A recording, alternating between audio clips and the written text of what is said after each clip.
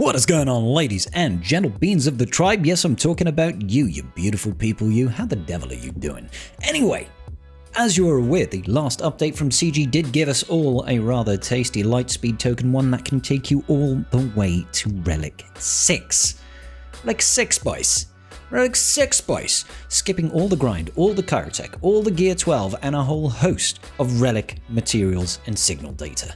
The most important question, though, is where should you spend that Lightspeed token? Let's talk about it. Welcome to the main Scribble account now, ladies and gentlemen. You will notice that my Lightspeed token has now officially been spent. It's a little bit hard for me to give you advice when you've got GP of about 14.5 million. At this point in the game, you pretty much have everything, and there's only so many units that you can actually use it on. I could have used it on pretty much any of these, and I chose not to. The character that I chose to take it on and apply it to was Tarfful. Now, most people will not want to do this. I used mine on Tarfful because I had like 4 choices, something like that, right? And I knew that Tarfful, I need him for a TB mission, and we're about to get Yoda and Chewie. I thought, why not? Now, there is one clause I would like to say. There have been some data mines that suggest we are getting a Wookiee Lightspeed token. I'll bring that up right now. Truly is a wonderful thing when you've got the Swigger Events Discord server being the thing that it is. As you can see, 10th anniversary Wookiee calendar. Start your journey with 14 days of rewards. We are rewarding Yoda and Chewie's marquee event with a special bonus 145 shards of Wookiee characters, 3PO and Chewie, Vandal Chewbacca, Veteran Smuggler Chewbacca, and a bounty of credits and crystals to enhance your holotable journey, finishing with a special Wookiee Lightspeed token. Now, I don't know from this one, it doesn't say what level of Lightspeed token you get. Don't know if that's going to be a Gear 10, Gear 12, Relic 6, don't know at this point, so it might hurt me even more than I thought, but hey ho.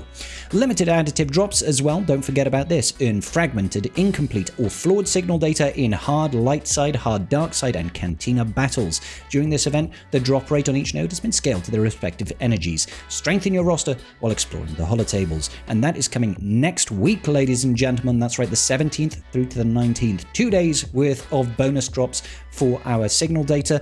You want to consider whether or not you're going to hoard that energy. Personally, I don't, because the drop rates usually are not really worth it, but I'll let people like Calvin, if he's able to do it at this moment. I know, Calvin, I hope you're well, mate. I hope your baby is doing great, and I hope you and Mrs. Calvin are having an awesome time of things. Love you and miss you, buddy. Okay, also bonus drops over here. What is this? No, that's the same thing. That's the same thing. It's just the same summary once again. Okay, cool. So there we have it, ladies and gentlemen. There is a big chance that this Lightspeed token you could use on someone like Tarfful anyway. Keep in mind, Tarfful is a requirement to get Jedi Knight Cal Kestis, only required at Gear 12, very useful unit to have, and I did it, like I said, because it rounds out my Wookiee squad so that I could more or less use them on the Wookiee mission in TB, because I've got a lot of Wookiees now. I've got a lot of Wookiees, alright? So I just had to take Tarfful up 1 relic level from 6 to 7 to use him in TB. That's literally the only reason I did it. That, and because we're getting Yoda and Chewie, well, next week. Next week, we're getting those guys, and they will go into the Wookiee team and probably elevate that team quite significantly. But enough about my main account. What I really want to talk to you about is where you should spend yours on an account that's more applicable. So let me jump onto the alt. So here we are on the alt account, and I have not yet spent this Lightspeed token. Nay, I have not spent this one for getting to the end of the episode track, so that's something else to consider as well. Where can I... Ooh, I can even spend that on 3PO and Chewie. That's kind of useful. GG. IG-11. Not that that would be particularly useful to me. Huge Wang. That would be great use. That would be absolutely great use. BT1. We're currently getting, like, there are some great choices over here. Absolutely great choices. But that's not the one we're looking at. We are actually looking at this one. Now, as I said, this one takes the unit up to Relic 6, which is huge, 7 stars straight away, and takes the abilities to level 7. That doesn't include Zetas, unfortunately.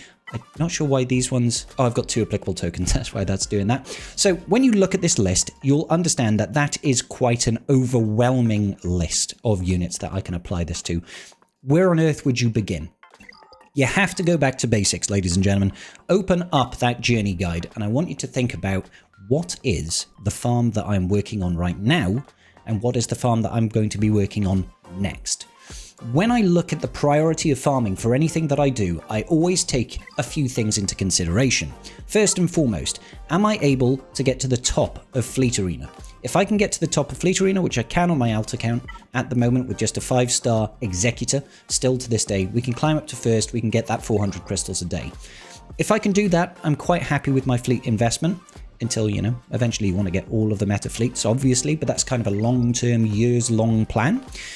If not, however, I like to focus on getting to first. And how do you get to first? You need to have one of the meta fleets, either the Executor, the Profundity, or Leviathan. All of them can work in one way or another. Obviously, the Leviathan is the most reliable and easiest way of doing it.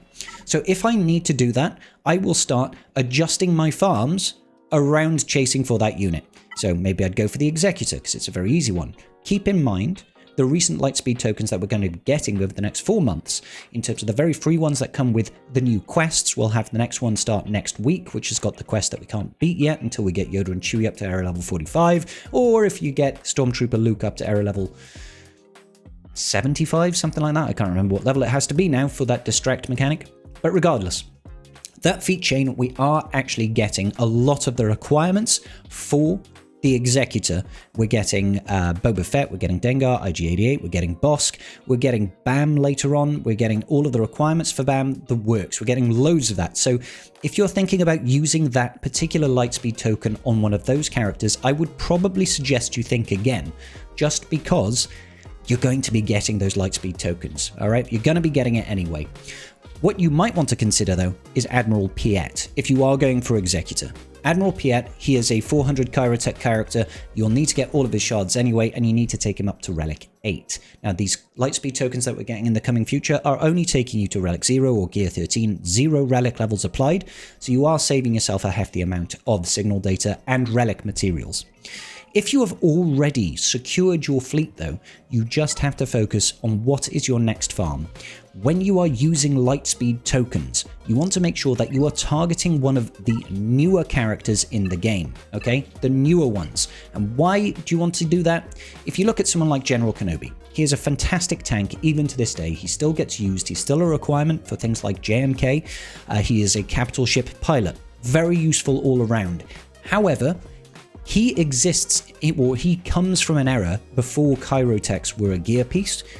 So therefore, his level ups, whilst he does require on his gears a whole host of Carbanti, people used to joke, his nickname used to be General Carbanti, because this guy needed like 550 Carbanti to take to gear 12. Okay, Carbanti is no longer a bottleneck at all in this game. You can buy hundreds of them very, very easily with Mark 1 raid tokens. So whilst he looks like a good character on paper because you need a high relic, high starred General Kenobi for unlocks, he actually isn't an ideal candidate, okay? Because you're not saving yourself any Kyrotech. You want to be aiming for a character that is required for one of your farms that is of the newer type of unlock, okay? For example, we could take a look at something like, let's go to the journey guide very quickly. Let's take a look at the Galactic Legends, okay? If you took a look at maybe Leia, right? Captain Rex, we've just got a Lightspeed token for him, so he's not a good candidate. Relic 0. Princess Nisa, though. Princess Nisa. She requires 400 Kyrotech. You'll be able to get us to 7 stars, and you'll be able to get her to Relic 6 straight away. That is a requirement at Relic 7, I want to say, for for Galactic Legend Leia. Also, you'll be able to use Princess Nisa to pretty much solo the C-3PO event with anything. Relic 7, Nisa will absolutely stomp the C-3PO event if you don't have C-3PO already, so there's a bit of a double dip there. Conversely, someone like Wicket. Wicket is an old character. Yes, you need him at Relic 3, but old character doesn't have much use in the game, and also, when you think about it, doesn't require any Kyrotech, so not a good use. Don't just blankly look at your journey guide quest and think, oh, I'll just knock this one off the list, okay? Think about the list of all upcoming Lightspeed token characters, and I'll show a list of that just on the screen now. Look, here we go. Wow, wow, wow. Wonderful list there. Think about that, and think about the characters that are newer that require Kyrotech. If you do need to check what characters those might be, just head over to everybody's favorite Galaxy of Heroes resource, which is swugger.gg, and you just think of a character. I'm just going to use Princess Nisa. Okay, so you can see Princess Nisa here straight away. From here, you can go to Gear List, and you can just highlight, oh, Kyrotech, 250 of the shock prods, 150 of the computers. That's the sort of thing that you should be looking at. Most new characters, They all require 400 Chirotech. Obviously, some of the Journey Guide characters require more, like 700, but that's not something that you can use these Lightspeed tokens on. Another big consideration that people should probably take into account is some of the characters that are a little bit trickier to get. And I'm talking about characters, and also you don't have to go through the token to do this. You don't have to do that at all. For example, I could do this, right? I could go to Hermit Yoda, and then I can just go, oh look, I've got a Lightspeed token available. I can use it on Hermit Yoda. Things like Hermit Yoda, Wampa are worthwhile considerations, simply because getting their shards is still a bit of a pain. You require a large amount of Mark II currency, or even get 1 currency in order to get them up. Wampa is exactly the same.